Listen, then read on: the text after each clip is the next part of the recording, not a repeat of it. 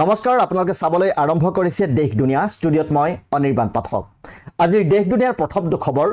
ভাৰতৰ সন্তান শুভাংশু শুক্লা পুনৰ পৃথিৱীলৈ উভতি আহিছে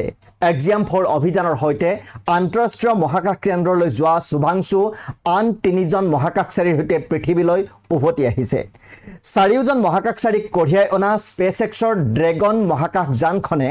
আমেৰিকাৰ কেলিফৰ্ণিয়াৰ সান ডিয়েগোৰ উপকূলৰ সমীপত প্ৰশান্ত মহাসাগৰত অৱতৰণ কৰিছে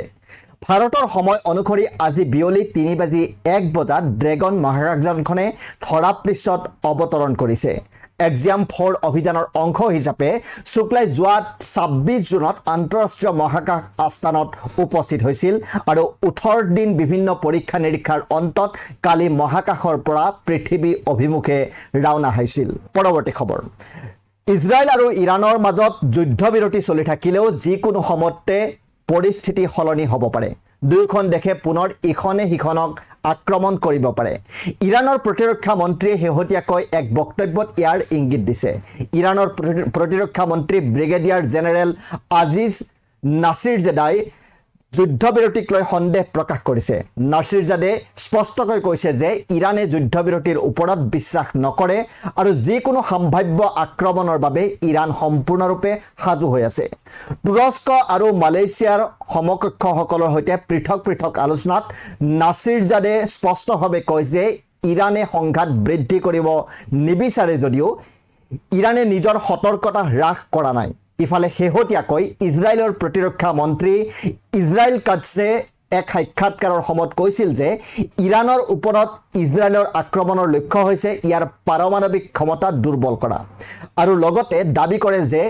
এতিয়া ইৰানৰ হাতত ইউৰেনিয়াম ব্যৱহাৰ কৰি পাৰমাণৱিক বোমা নিৰ্মাণ কৰাৰ কোনো উপায় নাই কাটছে লগতে কৈছিল যে ইৰানৰ ট্ৰান্সফাৰ ফেচিলিটিও ধ্বংস হৈ গৈছে য'ত সেয়া সম্ভৱ আছিল পৰৱৰ্তী খবৰ ইয়েমেনত এগৰাকী ভাৰতীয় নাৰ্ছৰ বিৰুদ্ধে ফাঁচীৰ ৰায় সাব্যস্ত হৈছিল তেওঁৰ নাম নিমিষা প্ৰিয়া কিন্তু ভাৰতীয় নাৰ্ছ নিমিষা প্ৰিয়াৰ ক্ষেত্ৰত ইয়েমেনৰ পৰা আহিছে এটা ডাঙৰ খবৰ সূত্ৰ অনুসৰি ইয়েমেনৰ স্থানীয় কৰ্তৃপক্ষই নিমিষা প্ৰিয়াৰ মৃত্যুদণ্ড পিছুৱাই দিছে উল্লেখ্য যে ইয়াৰ পূৰ্বে ইয়েমেনত 2025 চনৰ 16 জুলাইৰ বুধবাৰে নিমিষা প্ৰিয়াক ফাঁচী দিয়াৰ সিদ্ধান্ত লোৱা হৈছিল কিন্তু নিমিষাৰ পৰিয়ালৰ বাবে এতিয়া এই হকাহৰ খবৰ প্ৰকাশ পাইছে সূত্ৰসমূহে জনোৱা মতে ভাৰতীয় মূলৰ নিমিষা প্ৰিয়া এগৰাকী নাৰ্ছ তেওঁ ইয়েমেনৰ উচ্চতম ন্যায়ালয়ে ইয়েমেনৰ এগৰাকী নাগৰিকক হত্যা কৰাৰ অভিযোগত দোষী সাব্যস্ত কৰিছিল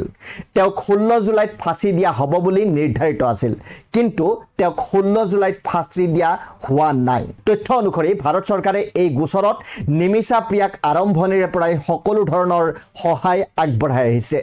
পৰৱৰ্তী খবৰ ৰাছিয়া আৰু ইউক্ৰেইনৰ মাজত যুদ্ধ অব্যাহত আছে যোৱা কিছুদিনত ৰাছিয়াই ইউক্ৰেইনত আক্ৰমণ তীব্ৰতৰ কৰি তুলিছে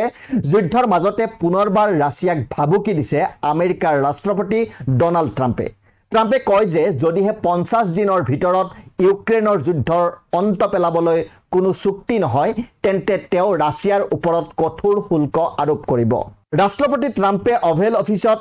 নাটোৰ সচিব প্ৰধান মাৰ্ক ৰুটৰ হৈতে হোৱা বৈঠকৰ সময়ত এই ঘোষণা কৰিছে ট্ৰাম্পে দীৰ্ঘদিন ধৰি পুটিনৰ হৈতে বন্ধুত্বপূৰ্ণ সম্পৰ্কৰ কথা গৌৰৱ কৰি আহিছে আৰু জানুৱাৰী মাহত কাৰ্যভাৰ গ্ৰহণ কৰাৰ পাছৰে পৰা তেওঁ কেইবাবাৰো কৈছে যে ইউক্ৰেইনতকৈ ৰাছিয়া শান্তি চুক্তিৰ প্ৰতি অধিক আগ্ৰহী লগতে ট্ৰাম্পে ইউক্ৰেইনৰ ৰাষ্ট্ৰপতি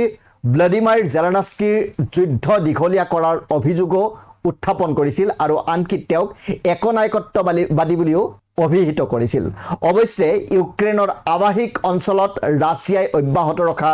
আক্ৰমণৰ পাছতে ট্ৰাম্পে ৰাছিয়াক লক্ষ্য কৰি লৈছে আৰু এই মন্তব্য প্ৰকাশ কৰিছে অন্তিমটো খবৰ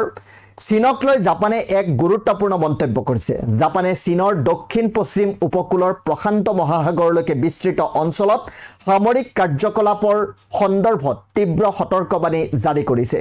জাপানে চীনৰ এনে পদক্ষেপক আটাইতকৈ ডাঙৰ কৌশলগত প্ৰত্যাহ্বান বুলি অভিহিত কৰিছে কেৱল এয়াই নহয় ইয়াৰ পূৰ্বে জাপানেও নিজৰ অঞ্চলত প্ৰথমবাৰৰ বাবে ক্ষেপণাস্ত্ৰ পৰীক্ষা কৰিছিল চীনৰ প্ৰতিৰোধৰ প্ৰতিশোধ লোৱাৰ ক্ষমতা লাভ কৰিবলৈ জাপানে ক্ষেপণাস্ত্ৰ পৰীক্ষা কৰিছিল বুলি জানিব পৰা গৈছিল চীনৰ পৰা অহা ভাবুকিৰ প্ৰতি লক্ষ্য ৰাখি জাপানেও যোৱা কিছু বছৰত সামৰিক প্ৰস্তুতি বৃদ্ধি কৰিছে মঙলবাৰে কেবিনেটত দাখিল কৰা বাৰ্ষিক সামৰিক প্ৰতিবেদনত কেতবোৰ গুৰুত্বপূৰ্ণ কথা কৈছে জাপানৰ প্ৰতিৰক্ষা মন্ত্ৰালয়ে প্ৰতিবেদনত কোৱা হৈছে যে টাইৱানক কেন্দ্ৰ কৰি ক্ৰমবৰ্ধমান উত্তেজনা আৰু উত্তৰ কোৰিয়াৰ পৰা সম্ভাৱ্য ভাবুকিৰ উপৰিও ৰাছিয়াৰ সৈতে চীনৰ ক্ৰমাৎ বৃদ্ধি পোৱা যৌথ অভিযানে জাপানৰ বাবেও গুৰুতৰ নিৰাপত্তাজনিত চিন্তাৰ সৃষ্টি কৰিছে আজিৰ দেশ দুনিয়াত ইমানেই বিভিন্ন ৰাষ্ট্ৰীয় আৰু আন্তঃৰাষ্ট্ৰীয় ক্ষেত্ৰৰ গুৰুত্বপূৰ্ণ খবৰৰ বাবে চাই থাকিব আমাৰ এই বিশেষ অনুষ্ঠান ধন্যবাদ